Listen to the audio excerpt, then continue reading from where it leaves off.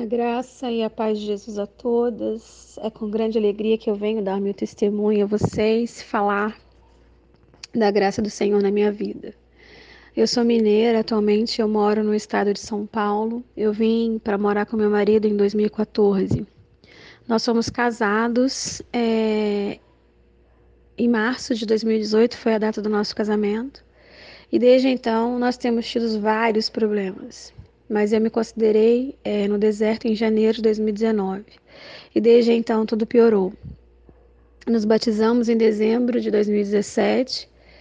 O nosso casamento já estava marcado e aconteceria em março de 2018, como eu falei. Foi tudo perfeito, todos os preparativos, tudo caminhava muito bem. Nos casamos no religioso com efeito civil. Nosso casamento foi feito pelo mesmo pastor que nos batizou. Eu e o meu esposo, nós somos primos. Então, foi uma festa bem bonita e reuniu toda a nossa família. Passamos a nossa lua de mel em Maceió. Ficamos lá por 7 dias e foi uma época muito, muito boa. Após a gente oficializar a nossa união, a gente começou a passar por muita luta. A gente já morava juntos, né, há 3 anos. E parece que ao casarmos e fazer o que era certo, abriu-se uma fenda entre nós, e já não tinha mais o mesmo entusiasmo, nem a mesma vontade de estar um com o outro. Ainda nesse mesmo ano, eu percebi isso e orava para Deus cuidar do nosso casamento. Não entendia porque de tantos problemas se estávamos dentro da lei de Deus, batizados e casados. Mal sabia eu que o pior ainda estava por vir. A gente tem um quiosque na praia, onde trabalhávamos juntos, e isso era o motivo de mais briga entre a gente, a ponto da gente ficar até sem se falar. Eu sempre fui uma mulher rixosa, orgulhosa, às vezes prepotente, mas eu não via isso em mim, eu não via isso como um problema. Eu só conseguia ver os erros dele. Eu sempre fui uma mulher muito inteligente, sempre achei que eu sabia tudo, que eu era uma mulher autossuficiente. No meu ver, tudo eu sabia, mas isso não me incomodava. E o fato de não trair ele, de ser uma mulher fiel, não sair sozinha, estar sempre junto e não fazer nada do que ele estava fazendo, eu era correta. Então, né, eu estava me sentindo ali que eu estava certa. Pobre engano, né? Eu sempre errava, porque eu sempre pedia para Deus tirar as escamas dos olhos dele, mas nunca pedi para Deus tirar a minha. Eu nunca pedi para Deus tirar as minhas escamas, mas a dele eu sempre pedia. Então ele resolveu deixar eu ficar no quiosque sozinha, né, durante um tempo. A gente trabalhou junto, mas depois ele viu que estava brigando muito para tentar solucionar. Ele me deixou sozinha no quiosque para ver se diminuía nossas brigas. Mas piorou, foi o contrário. Com 1 ano de casado, depois que passou as festas de Ano Novo, janeiro, ele tirou a aliança. E logo após ele pegou a minha. Um descuido meu, eu tirei a aliança para secar a mão, ele pegou e ele falou que eu não tinha pego, foi uma história louca, eu achei que eu tinha perdido, mas eu tinha certeza que ele tinha pego. Então a gente ficou sem aliança, ele pegou a dele, ele tirou em janeiro, no meio do mês, a minha logo um pouco depois, lá para, acredito eu que final de fevereiro eu já estava sem a minha aliança porque ele pegou. Então ele arrumou um emprego de segunda a sexta-feira e ele ficava fora da cidade. Então ele viaja, né? Ele trabalha viajando. Então sábado e domingo ele vinha, descia para a praia, né? Que é aqui onde a gente mora, e ele ia curtir os finais de semana dele. Então, e eu estava trabalhando. E isso começou a me incomodar, porque ele estava vivendo como solteiro. Eu nunca sabia onde ele ia, com quem ele estava, onde ele foi, o que ele ia fazer. Eu nunca soube de nada. E assim, ele batizado, ele bebia, eu também bebia. Eu nunca vi problema em beber, desde que tivesse consciência de saber meu limite, até porque a Bíblia não dizia que beber era pecado, e nós usávamos isso como respaldo. Dentro disso, ele saía todo final de semana para beber com os amigos, às vezes ele levava minha filha, às vezes ele deixava ela em casa sozinha. Ela tem 8 anos apenas, e muitas das vezes ela ficou em casa porque ele saía com a mãe e com o filho dele. Ele tem um filho de um outro relacionamento e eu também. E às vezes eu via no status dele, sabe? Ele num bar com amigos, ou com a mãe ou o filho, e a minha filha não. E isso realmente me magoava profundamente. Então eu decidi não ficar mais no quiosque, vendo que isso estava ficando muito rotineiro. Essas saídas dele final de semana para curtir e deixar minha filha sozinha. Então, se ele não levava ela, é porque alguma coisa ele tinha que esconder, que ela não pudesse ver, certo? Nisso a gente já estava brigando mais constantemente, né? Devido também por conta do quiosque a gente brigou muito.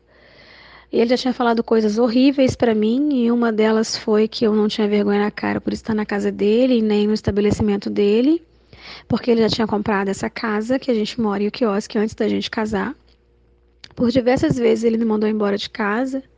No dia que faríamos nosso primeiro ano de casado, eu estava no quiosque ainda, e ele me mandou a seguinte mensagem: feliz primeiro ano de casamento que não deu certo. Eu fiquei pensando, né?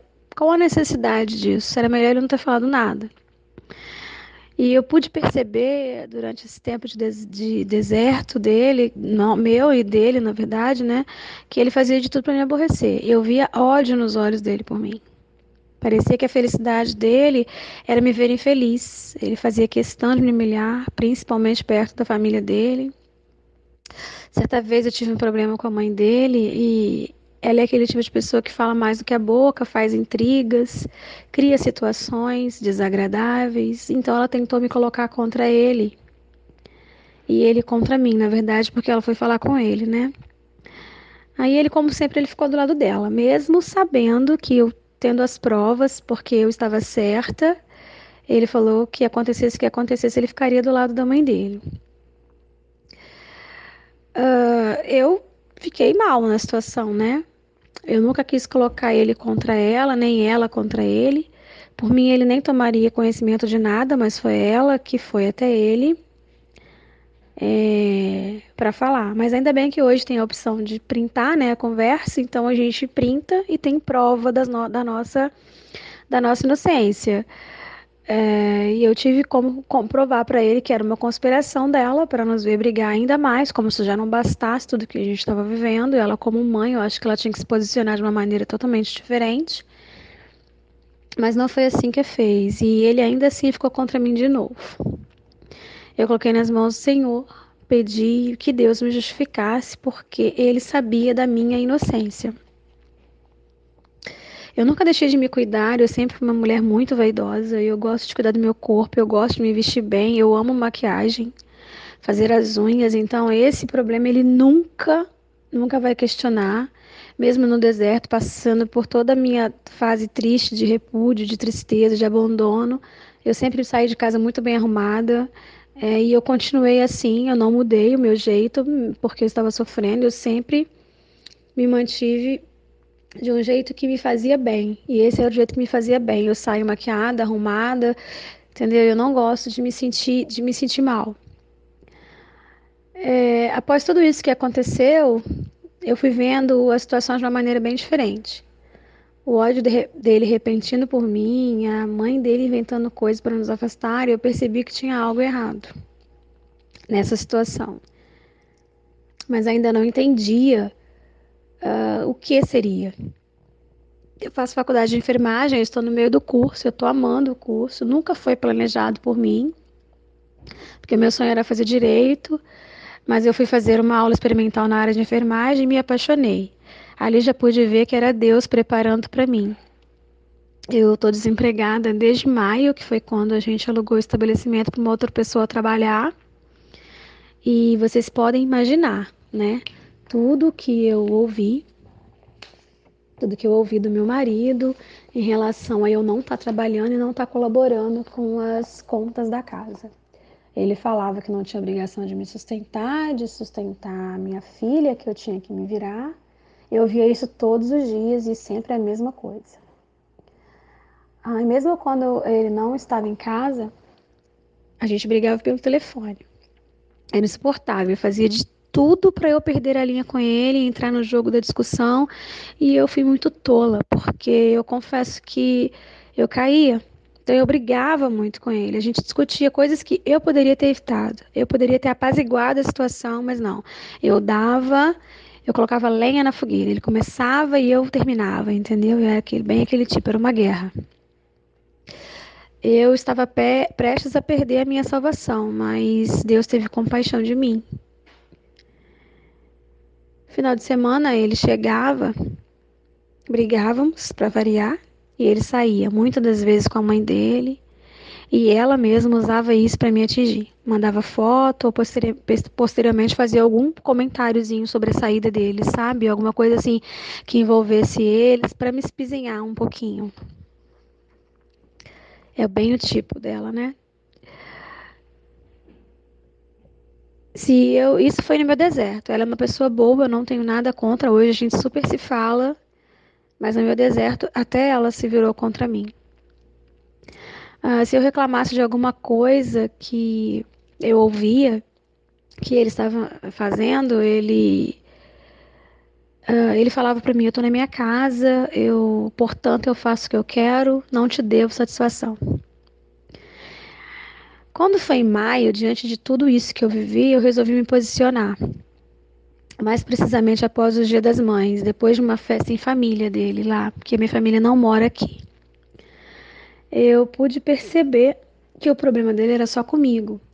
Abraçava todo mundo, ria com todo mundo, e comigo era uma ignorância gratuita e desnecessária que eu não entendia também o porquê. Porque o que eu fiz com ele para ele me tratar tão mal? Eu nunca soube, na verdade. Eu estava decidida a me posicionar para lutar pelo meu casamento e ele decidido a se separar. Ele já tinha falado algumas vezes comigo em divórcio. E eu fiz de surda. Falei nada, fiquei só escutando.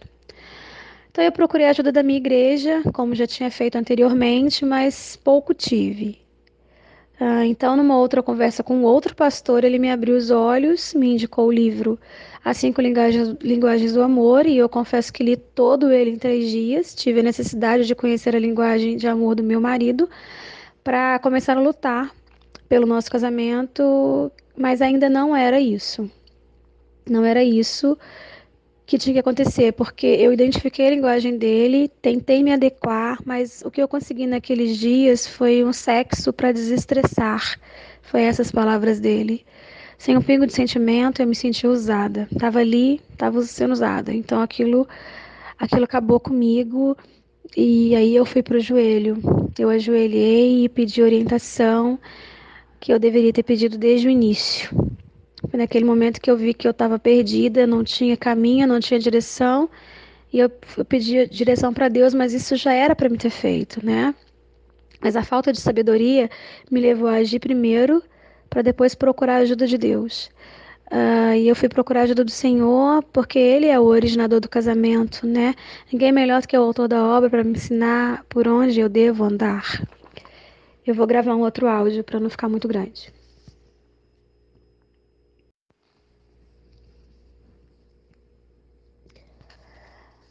Foi aí que eu achei os vídeos sobre restauração. Eu nunca nem tinha ouvido falar, eu não sabia sobre restauração de casamento. Acho que, como todas as outras mulheres, a gente nunca pensa que vamos precisar restaurar o nosso casamento, sempre achamos que está tudo bem.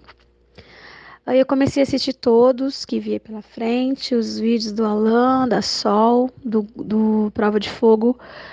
Foram os principais que me deram a direção para o que eu precisava no momento. Eu me senti super acolhida, não no grupo do Alan, eu não fiquei no grupo do Alan, mas os vídeos dele no YouTube foram muito edificantes. Ele tem uma maneira muito encantadora de estar passando a palavra de Deus, porque não tem como você não entender. Ele te faz entender.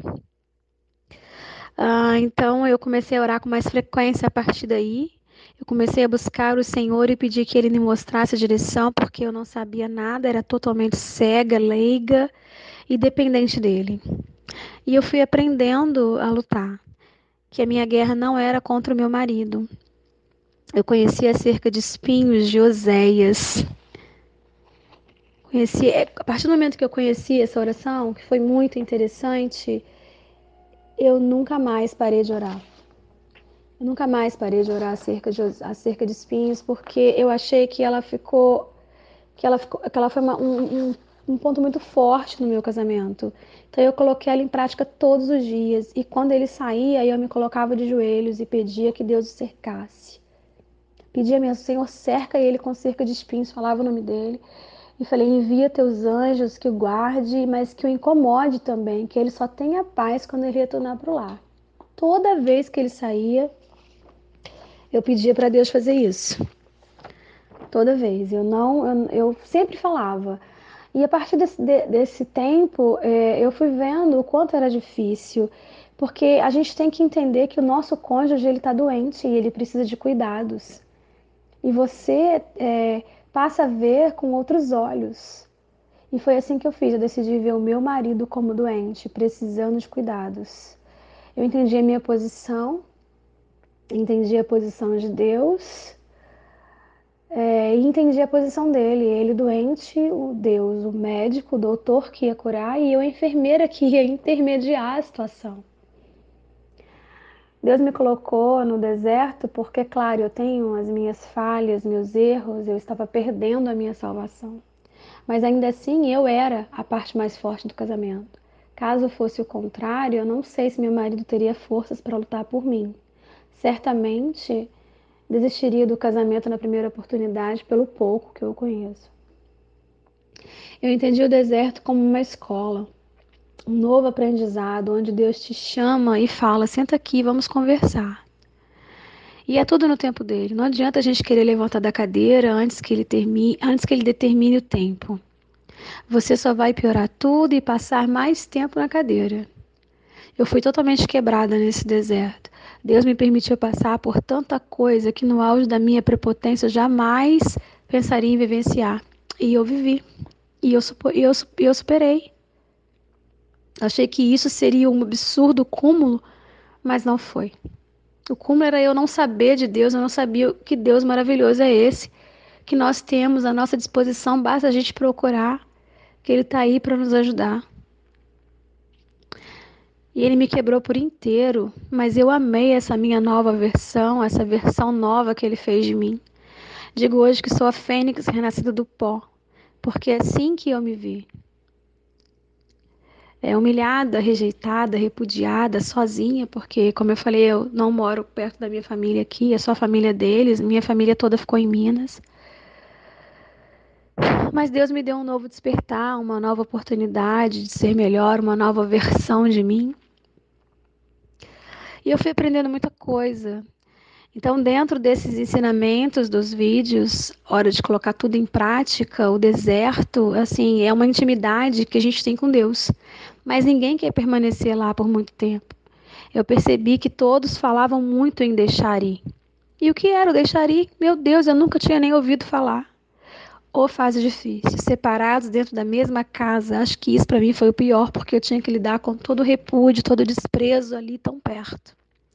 Era muita amargura, era um ódio mortal por mim. Ele me olhava com um olhar assim tenebroso, sabe? Parecia que ele me odiava, que se ele pudesse ele me matava. Então eu comecei a pesquisar muito sobre o deixaria e entendi que não é que o deixaria era não procurar, não perguntar, não querer saber.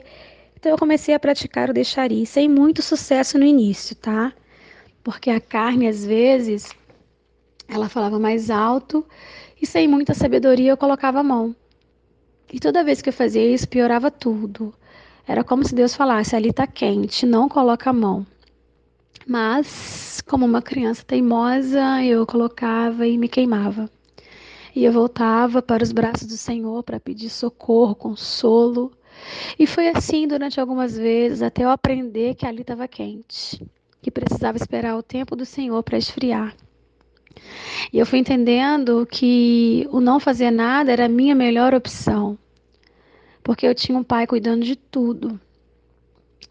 Foi então que eu decidi deixar ir literalmente. Eu confiei e entreguei nas mãos de Deus meu casamento, meu marido, e disse: Senhor, até aqui eu fui.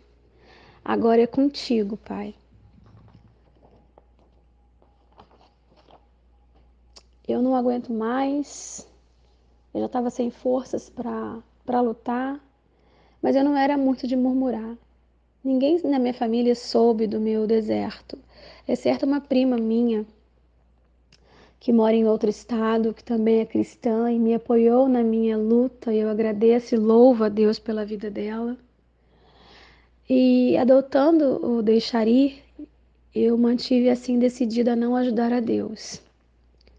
Ele saía, chegava 4, 5 horas da manhã e eu não falava nada. Calada eu estava, calada eu continuava, mas apresentava tudo a Deus. Falava, Senhor, o Senhor está vendo tudo isso, sabe tudo que Ele está fazendo. E eu confio a Ti, Deus, essa é a minha situação. Eu sempre confiei a Deus todas as coisas que aconteceram na minha vida a partir do momento que eu entendi que só Ele podia consertar essa situação. E eu falava, Senhor, faça o que for necessário. Então eu estava começando a entregar nas mãos dele para ele poder agir. E eu aprendi ainda, sem muita intimidade, mas com muita confiança, deixar nas mãos dele. Então, com muitas lutas, deixei tudo nas mãos de Deus e sempre que ele fazia algo, eu ia correndo e contava para Deus. O deserto para mim foi literalmente aprendizado. Eu aprendi tudo que eu precisava. Acredito que eu ainda vou aprender mais, mas no momento foi tudo que eu precisava, porque eu aprendi a ser uma mulher casada. Como ser uma mulher casada? Aprendi a ser sábia, mais sábia, não tão sábia, mas aprendi a ser colando lá, aprendi a ser temente a Deus, como ser menos prepotente e principalmente eu aprendi a colocar Deus em primeiro lugar. Hoje eu vejo o quanto de Deus eu estava distante. Eu orava só quando lembrava. Só abria a Bíblia no culto e olhe lá. Não tinha comprometimento com a palavra, nunca ouvi a voz de Deus. Ele realmente não era a minha prioridade. Os vídeos eles foram muito essenciais para a minha posição, mas a Bíblia foi o alimento que eu precisava para sobreviver àquela luta. Não foi fácil, foi doloroso, foram dias de muito choro, uma dor que parecia um punhal no peito e eu só resisti porque Deus foi meu amparo. Várias vezes eu quis desistir. Várias vezes eu falei, Senhor, não quero mais, chega. Mas Deus não deixava. Ele foi meu amparo, eu apoiei na palavra e na presença de Deus, que nessa hora eu já sentia e era a minha melhor companhia. No início eu nem sabia orar, eu não tinha nenhum envolvimento com Deus, mas eu sabia que só Ele poderia cuidar de mim e do meu casamento naquele momento. Em outra época eu não ligaria, confesso. Quando ele pediu o divórcio, eu daria, não estava nem aí. Mas hoje eu temo ao Senhor e se Ele odeia o divórcio, eu como temente a Ele, eu odeio também. Eu estava morando aqui em casa, onde eu estou morando, né, onde eu moro, mas sabendo que ele não me queria por perto, que a vontade dele era que eu fosse para qualquer lugar, menos ficar aqui. Diversas vezes ele me mandou embora, diversas vezes ele me pediu divórcio, mas tinha algo que não me deixava ir. Eu até tentei algumas vezes ir, mas eu não conseguia concluir. Ele falou para mim, então, que até o fim deste ano era para eu pedir a transferência na faculdade ou trancar, que nós divorciaríamos e eu voltaria para a minha cidade ou ia para onde eu quisesse, pois a nossa convivência estava insuportável. Ele chegou a me ameaçar, dizendo que se eu não fosse embora, que ele colocaria, se ele arrumasse uma outra mulher, ele colocaria dentro de casa comigo aqui. Foi difícil, foram dias difíceis. Eu nunca soube de uma outra mulher. Ele sempre saía, chegava de madrugada, mas nunca soube se estava com alguém ou não. Porque o negócio dele era barzinhos. Ele ia para os barzinhos, beber com os amigos. Tem um amigo dele que gosta muito de fazer uma roda de samba, pagode, e eles vão, fica tocando lá e bebendo. Então eu nunca soube se realmente ele se envolveu com uma outra pessoa, até ele me falar ele me falar que não. Durante esse período, né, todas as coisas foram piorando. E eu sem entender por que eu questionei a Deus. Tudo parecia pior do que no começo e eu achando que não poderia piorar, pois piorava a cada dia. A convivência já estava insustentável para mim, todos os amigos dele já sabiam que ele queria se separar E eu estava aqui, mas que no final do ano eu ia embora. Todos sabiam, até a síndica do meu condomínio, e eu fiquei envergonhada por isso. Ele muito, nessa época, ele estava muito interessado em comprar uma moto dessas grandes que chama bastante atenção. E eu ouvi ele falar com o irmão para que eles comprassem juntos e cada semana ficava com um deles. Eu ouvi ele dizer: Vamos pegar para a gente tirar uma onda. Nessa mesma hora, o Espírito Santo me tocou que eu precisava pedir orientação de Deus para aquela situação. Eu apresentei a Deus a situação e falei: Senhor, se essa moto for atrasar, atrapalhar a nossa restauração, que o Senhor impeça essa compra. Coloca a tua mão, Senhor, e não deixe que esse negócio vá para frente. Até aí eu estava tudo certo e sábado de manhã, nessa época, ele ia buscar a moto e fazer o pagamento e eu continuei orando e clamando ao Senhor. E do nada, o proprietário da moto envia uma mensagem para ele antes dele sair de casa, dizendo que a moto já tinha sido vendida. Então, para honra e glória de Deus, Jesus Cristo abençoou e essa moto foi vendida antes, ou então esse cara não quis vender para meu marido. Mas eu sei que foi Deus que colocou a mão dele ali. Quando foi em julho, eu ainda posicionada, em momento nenhum eu falei que queria desistir, mas eu nunca desisti. Eu desistia de manhã, de noite estava orando, desistia de noite, de manhã estava orando. Eu nunca desisti mesmo. Eu nunca fiquei um dia sem orar pelo meu marido, pela minha restauração. Em julho, então, eu entrei de férias da faculdade, a minha filha também da escola. Os meus pais me ofereceram uma viagem para Minas, porque eu não tinha a menor condições de pagar para ir, porque eu estava desempregada e eu estou ainda, né? E meu marido, claro que ele não me daria. Eu falei com Deus que eu gostaria muito de ir. Fazia 2 anos que eu já não via meus avós, que já são bem velhinhos. E correu tudo como planejado. No dia 13 eu fui, passei ótimos dias lá da minha família. E foi realmente a fase de deixar ir, porque nós não nos falamos, ele não me ligou nem sequer um dia. Vou gravar outro áudio.